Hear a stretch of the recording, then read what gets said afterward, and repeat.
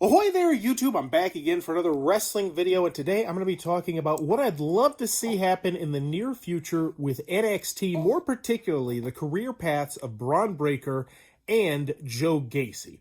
So we're going to start on the Joe Gacy side. So it's obvious that NXT wants to do something with Joe Gacy. He had the big championship match where he didn't win, but then he still kind of stuck around and messed with Bron Breakker just a smidge bit here and there.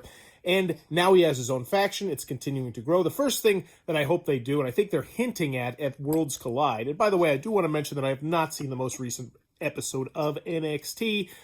At Worlds Collide, they kind of hinted at someone else joining the Schism, and it looked like it was a lady wrestler. Now, I'm wondering if that's one of the fallouts from the Diamond Mine breakup, because it really looks like they're trying to push the Creed brothers to the moon, which I 100% understand. But I personally would love to see Lash Legend be the lady in this group, because right now Lash Legend has fantastic talent, but she's just kind of floating around doing a little bit of nothing.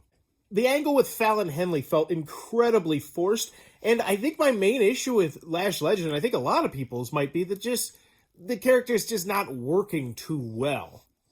Talent-wise, I think she's great in the ring, and I think she has a huge future. She obviously has some talent on the mic, and she's getting better as Lash Legend. Honestly, I thought she looked pretty dang good next to Pretty Deadly, but I would love to really see her in the Schism and potentially get a brainwashed Lash Legend where she could completely 180 her character into whatever direction she wants and really explore that, and I think that would be fantastic for her.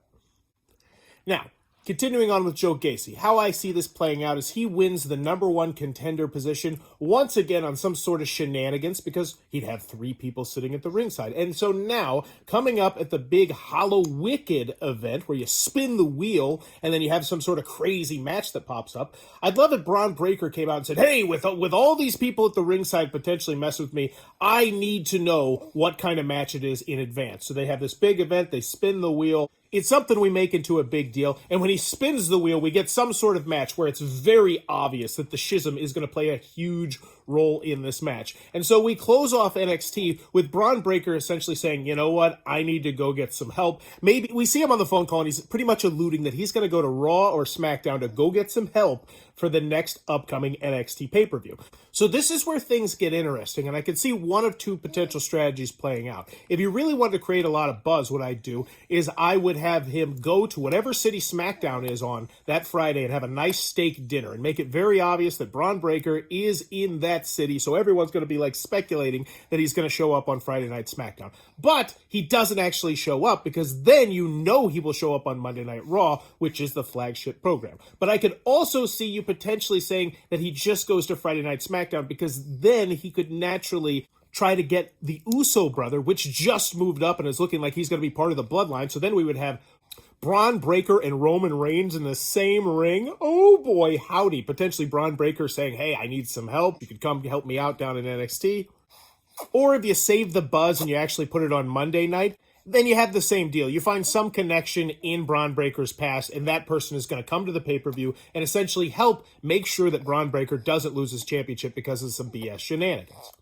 So Bron Breakker gets himself a little bit of help, but seeing how large the Schism is now, he says, you know what, I'm still going to need a little bit of more help. And so who does he go to?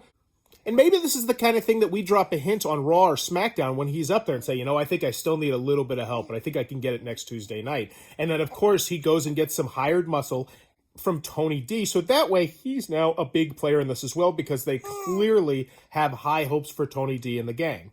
So we finally get to the pay-per-view. Things are exciting. And for the most part, the Schism and whoever Bron Breakker brings to the ringside cancel each other out. However, at the last moment, Cameron Grimes does a complete 180, and maybe we drop some tea leaf hints here and there, but joins the Schism. But I want to make sure that we make sure that Cameron Grimes is only in this for himself. Maybe we start to say, hey, he was smart enough to become a millionaire by betting on X company and Y company, and he saw the writing on the wall and said, Joe Gacy, if I can get you that title belt and join the Schism, I want a championship map.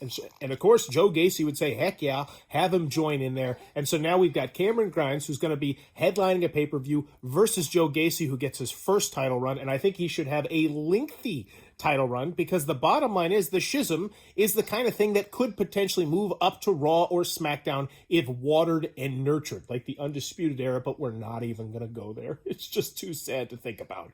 The grizzled young veterans are great talents. Lash Legends, I think, would really shine on Friday or Monday night. And Joe Gacy has that kind of athletic Chris Farleyism, where he's surprisingly athletic, he's decent in the ring, and I think he's only getting better on the microphone. And I think with developing the character in the Schism, he's only going to get better. Bron Breakker, on the other hand, is going to have some unfinished business either on Raw or SmackDown, so he inevitably would then have to start some sort of solo angle with whoever was not able to help him retain his championship, and bada boom.